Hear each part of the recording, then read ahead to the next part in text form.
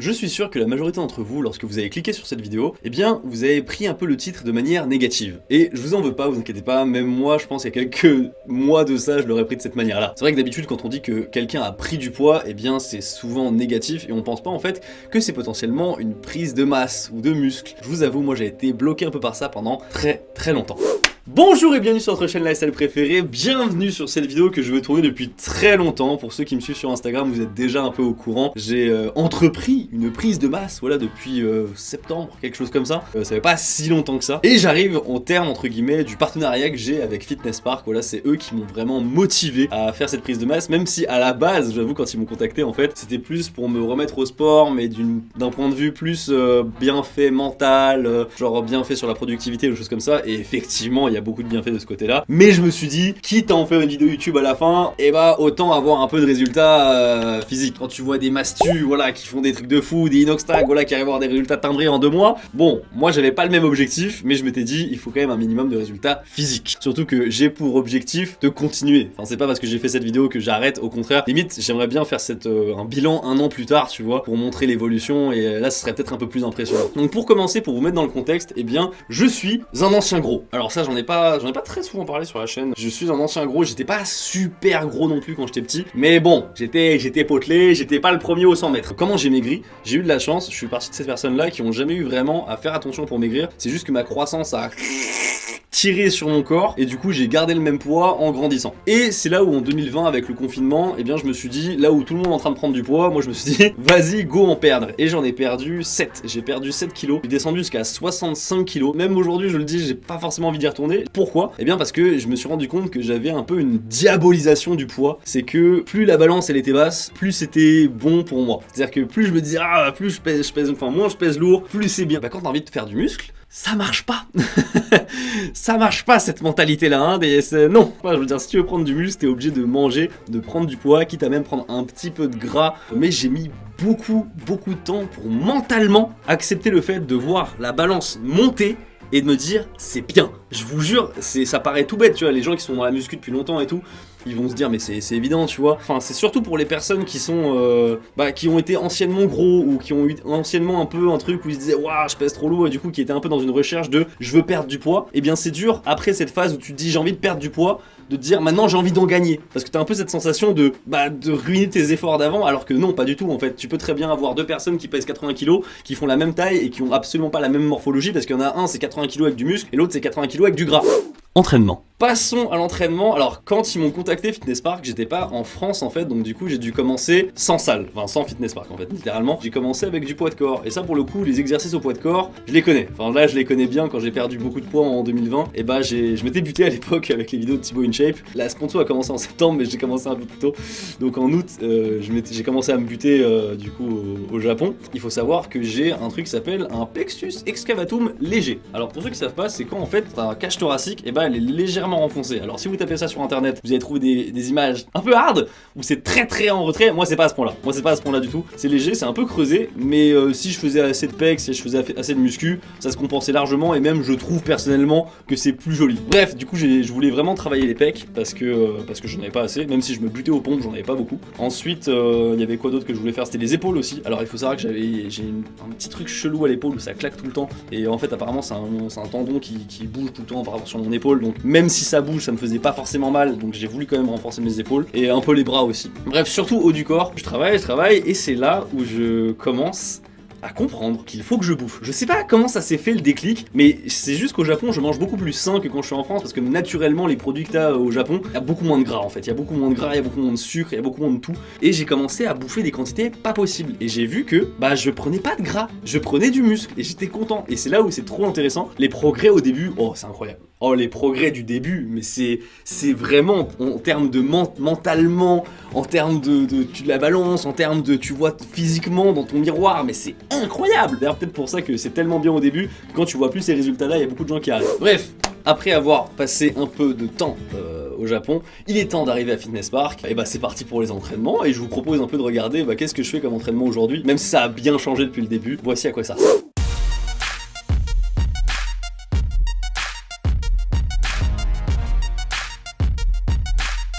Bonjour, bienvenue dans la séance filmée. et je vous jure il y a tellement de monde. Donc ouais, bon, échauffement classique, biceps, triceps.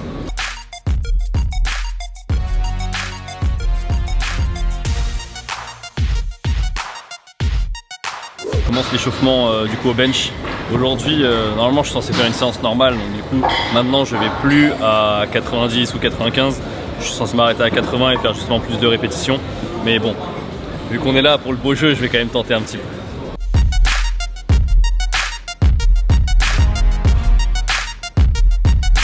Il y a eu tout un débat sur le fait qu'il faut toucher, pas toucher et tout la barre. Je vous avoue, moi, d'après ce que tout le monde me dit en tout cas, j'ai un truc qui s'appelle des bras longs. Très très longs, c'est très chiant. Et il y a des avantages, je peux prendre des objets un peu à droite à gauche. Il y a aussi des inconvénients, comme le fait que en fait, quand moi je descends et que je touche la barre au niveau des pecs, vu que pour l'instant je ne maîtrise pas ce qu'on appelle le truc où tu mets tout ton dos ultra courbé machin pour remonter tes pecs, et ça fait que systématiquement, même là à 40, le fait de toucher, et ça me fait des petits picotements à l'arrière ici. Il y a deux écoles, il y a des gens qui disent non faut toucher sinon no rep et je suis désolé mais pour moi ça me fait juste mal quoi. Le bench c'est majoritairement les pecs et puis après il y a tous les autres muscles en fait des bras pour équilibrer tout ça. Mais j'avoue perso après avoir fait beaucoup d'exercices les machines convergentes, voilà l'isolation pour les pecs, j'avoue que j'ai pas la sensation vraiment bien ici quand je fais du bench quoi. Première série, 10 reps, 60.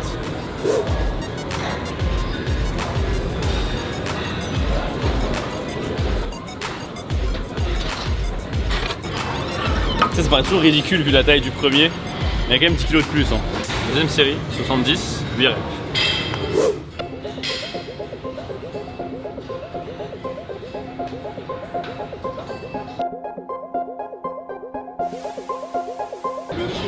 Vous voyez là typiquement, la dernière j'ai voulu toucher. Petite décharge à droite.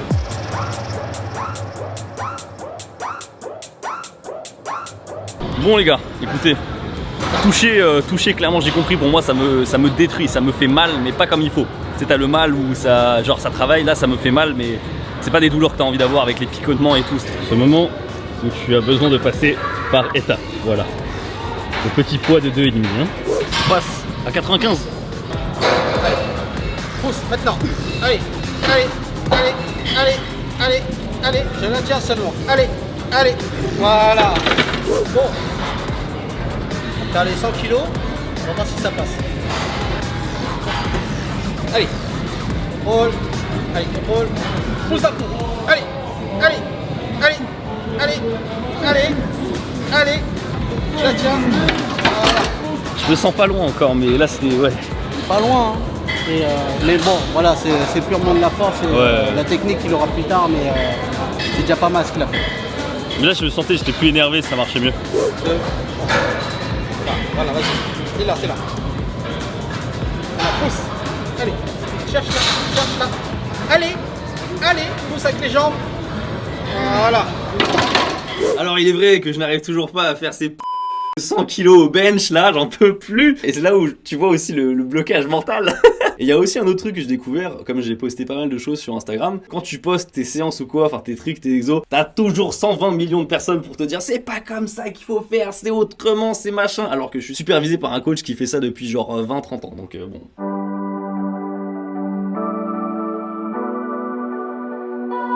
Alors là, ce qui est marrant, c'est que sur cette machine-là, il y a 3 versions. En fait, il y a la version bas, la version milieu et la version haut. Et ne croyez pas que vous mettez les mêmes poids sur chaque truc, à moins que vous soyez vraiment différents. Mais en gros, la plus facile, c'est celle, pour moi en tout cas, c'est celle du bas comme ça. C'est là où tu peux mettre le plus de poids.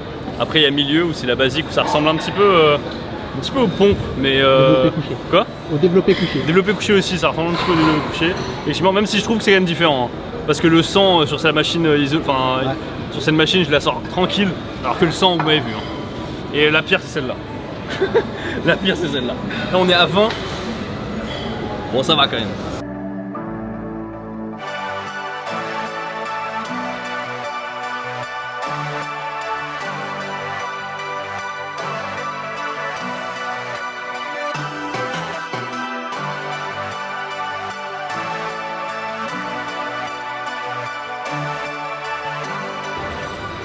Ok. Il est cool celui-là. Tirage vertical.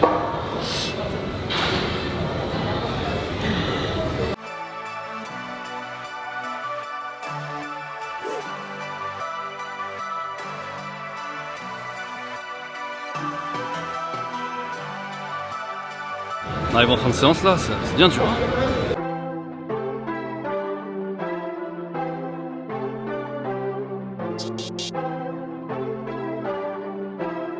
Ah, j'ai plus rien. Ah, d'habitude je suis au curl, je suis avec des poids de 12.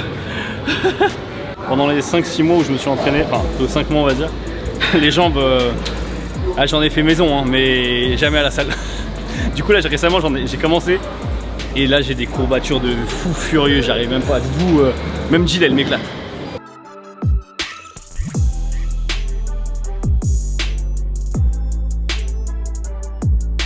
Bon, vous voyez, dans l'ensemble, j'ai pas...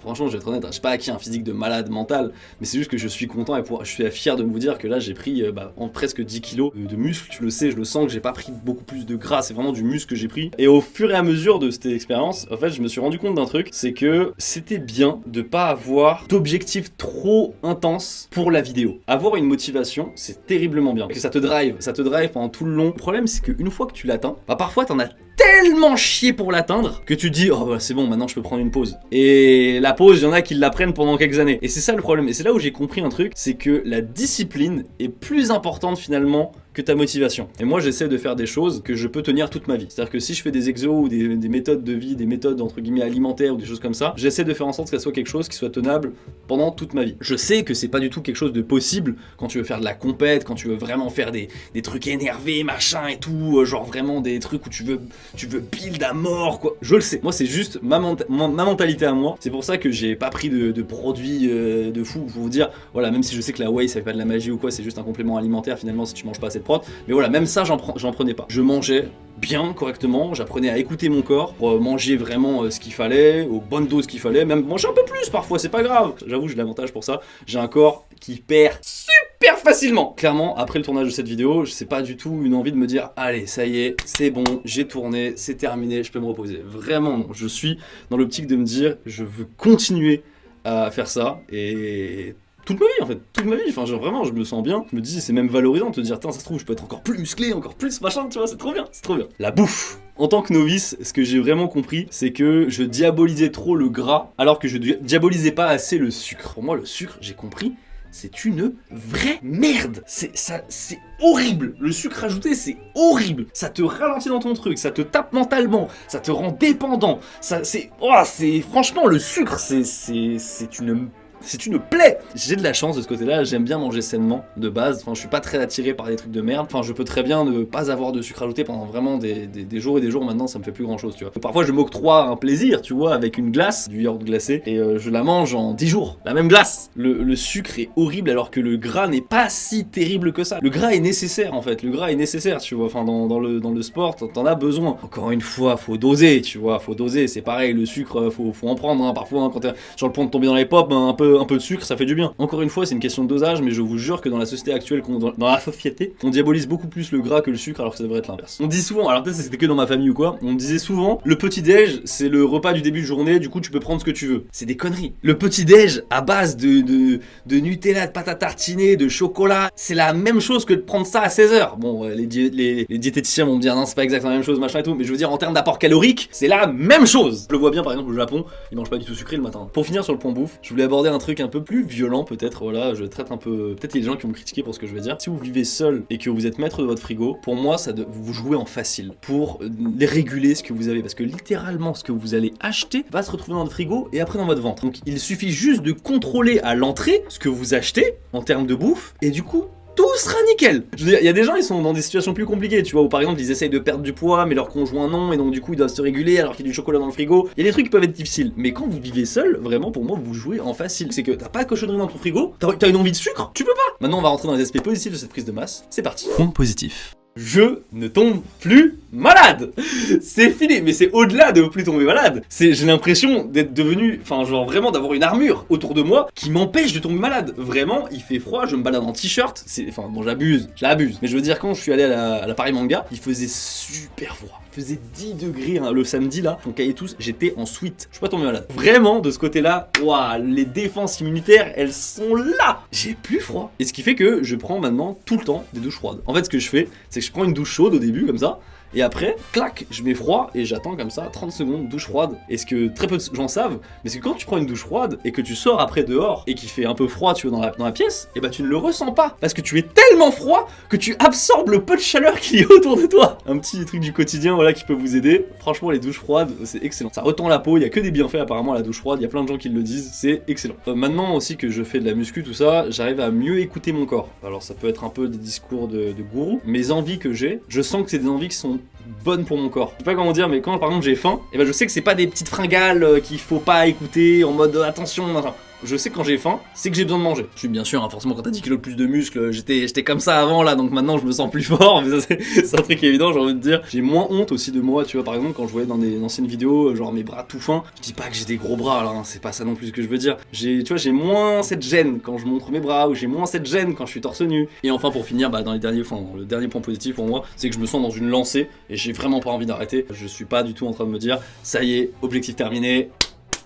C'est fini, on remballe tout, merci beaucoup, je me casse. Non, c'est pas ça, tu vois, j'ai vraiment envie de continuer. Mais, je vais pas non plus vous mentir, il y a aussi des aspects négatifs dans ce que j'ai fait. Et ça, on va en parler. Aspect négatif. Ça prend du temps, mine de rien, d'aller à la salle, tu vois, la muscu, tout ça. Faut pas croire qu'en 10 minutes, c'est réglé, tout ça. Non, ça prend un peu de temps. En revanche, là où je suis un peu méchant en disant un aspect négatif, c'est que c'est pas réellement un aspect négatif, parce que certes, ça prend du temps, mais c'est aussi un temps que tu gagnes en bien-être, en termes d'espérance de vie, tout simplement, je pense. Et aussi, tu le gagnes en termes de productivité. Parce que, comme tu as une meilleure harmonie, je pense, entre ton corps, ton esprit, tout ça, eh bien, bah moi, je sens que je suis plus productif. J'arrive à mieux sonder mon corps, j'arrive à mieux avancer dans ce que je veux faire, surtout dans les vidéos, dans les scripts, les trucs, tout ça, tu vois, bah je trouve que je suis plus performant. Ça a pas réparé mon cou, par exemple. Je fais souvent des torticolis. Je m'étais dit peut-être que, voilà, si je muscle un peu cette zone-là ou quoi... Ça va pas améliorer grand chose, donc ça, un peu dommage, mais après c'est pas non plus de la magie, ça prouve que c'est pas de la magie non plus, tu vois, la muscu, même si sur plein d'aspects c'est quand même ouf, faut pas déconner. Question. Il y a quand même quelqu'un qui dit que point négatif, ça pourrait être d'avoir des égos surdimensionnés. Et bah écoute, je pense que quand tu fais de la muscu, c'est peut-être un des plus gros clichés qu'il y a, et c'est totalement faux. Parce que quand tu fais de la muscu, t'es éclaté par rapport à quelqu'un. Vraiment, c'est pour ça que moi je vais dans une salle, mais j'ai zéro égo. Comment tu fais quand tu as une baisse de motivation pour continuer malgré tout? Du coup, ça c'est ce que je disais tout à l'heure, mais c'est vraiment parce que maintenant j'ai la discipline de me dire, faut que j'y aille. Ce qui est dur, mine de rien, en fait, peut-être c'est de trouver le juste milieu entre avoir un objectif qui te motive suffisamment pour vraiment y aller, et en même temps avoir cette discipline pour te dire je n'arrêterai pas même si j'ai cet objectif. Tu as plus envie de jouer au Scrabble ou pas? Début j'ai eu un gros pic de testo je crois et c'était un peu chaud, mais c'est à prévoir, c'est des choses dont il faut parler, oui. Es-tu fier de tes progrès ou est-ce que tu veux encore plus? Je suis à la fois fier de mes progrès et en même temps j'ai envie de beaucoup plus. C'est qu'une étape, enfin là par exemple moi mon objectif pour vous dire en ce moment c'est d'arriver à 80 et ensuite une fois que j'arrive à 80 c'est de redescendre à 75 mais en séchant. Est-ce que faire du sport c'est facilement assimilé dans ta vie quotidienne ou est-ce que tu as dû faire beaucoup de changements pour être régulier? J'avoue, comme je suis youtubeur, j'ai toujours cette flexibilité sur les horaires et en même temps, il y a des jours où je bosse comme un timbré. Mais dans l'ensemble, j'ai quand même plus de facilité qu'une personne lambda, on va dire, pour caler des séances de sport. Bah écoutez, voilà, c'était cette fameuse vidéo que je voulais tourner sur j'ai pris 10 kilos. J'espère que j'aurai réussi à motiver certains d'entre vous, voilà, et à comprendre que c'est pas juste allez vas-y, je perds du poids, je me bute et machin, c'est aussi de se dire allez, je prends un nouveau rythme de vie, je commence avec un objectif et une motivation, mais je vais finir avec de la discipline. Et c'est peut-être ça je trouve le plus important et ce que j'ai mieux appris de mon expérience en tout cas pour l'instant avec Fitness Park. D'ailleurs merci beaucoup à eux, hein, vraiment. C'est eux qui ont été à l'origine de tout ça pour cette vidéo, pour toute cette motivation et tout ce parcours. Bref, sur ce, merci beaucoup d'avoir regardé cette vidéo, n'hésitez pas à lâcher un pouce bleu et à vous abonner. Moi je vous dis à la prochaine. Tchuss.